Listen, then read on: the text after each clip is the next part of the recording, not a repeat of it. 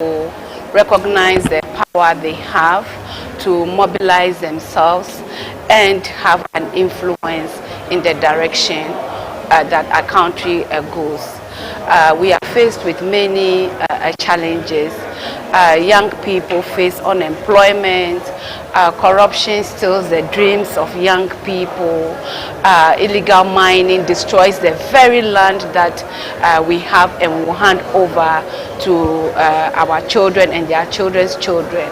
And we cannot have youth, passive in the whole conversation and effort. And we do really believe that when young people mobilize across all divisions, political division, tribal division, educational division, we can achieve a lot of progress at addressing corruption that we are faced with and also illegal mining. And so it's important that as we discuss, young people's effort and influence in the reducing corruption and also reducing illegal mining, we do so from a non-partisan perspective.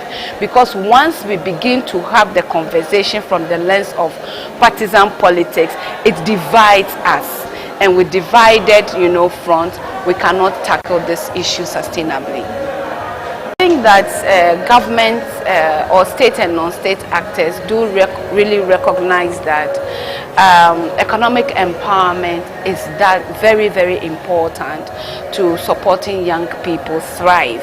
And that has been at the forefront of many conversations. And so how young people develop skills to be able to make meaningful livelihoods, and so that the incentive for engaging in illegal, mining is reduced is very, very important. But at the same time, we cannot say that unemployment should be the reason why we destroy our environment. And so the argument that unemployment is leading young people to participate in illegal mining, I think that it's one that we should debunk and say that if we protect our environment, it can even be a source of income generation. So for example, we can engage young people to as forest guards. That gives them job. It also protects their environment.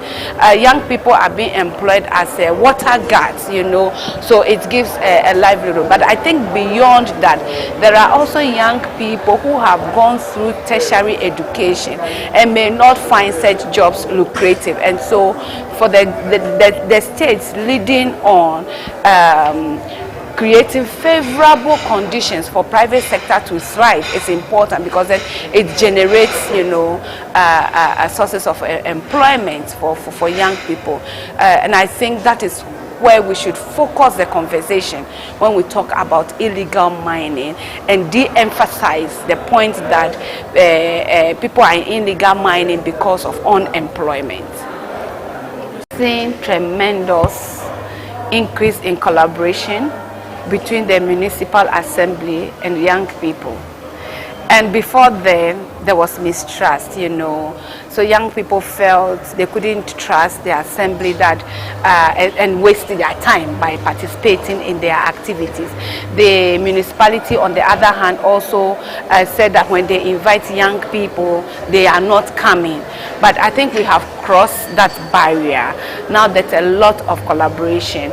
And we did see that in the last district assembly election, a lot of young people participated, and we have seen about 11 young people joining the assembly. And the benefit of that is that they bring youth influence into the assembly decision making. In the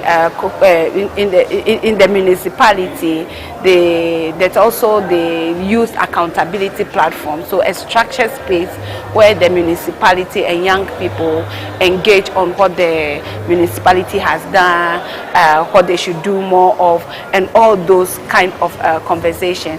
And in the last medium-term development plan process, young people were, intentionally reached to receive their input into the medium-term plan. And we think that the progress is good, that must be maintained.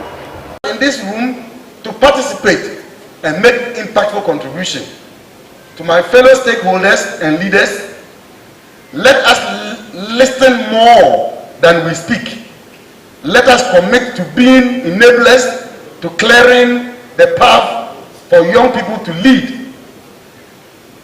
To the brilliant young minds here, engage fiercely, challenge our assumptions, bring your innovative solutions to the table, and hold us accountable for the promises we make. Let this summit be remembered not for the speeches that were given, but for the actions that were born. Let us move beyond rhetoric and build together a Ghana where the power of our youth is not just harnessed but unleashed for genuine transformative development. Before I take my seat, I would like to challenge us young people not to dwell on the youth that are easily targeted for interventions. Drug addiction is one area that is killing young people. Challenge all of us to get to the youth and let them understand the dangers of drug addiction, because drug addiction is not only meant for those who have not gone to school. A recent research that we have done only in secondary schools has indicated that 27 of all young people in secondary school have tasted one drug or another. This statistic is quite alarming. Something must be done about it. We all must do this to help our country. Thank you very much for your attention.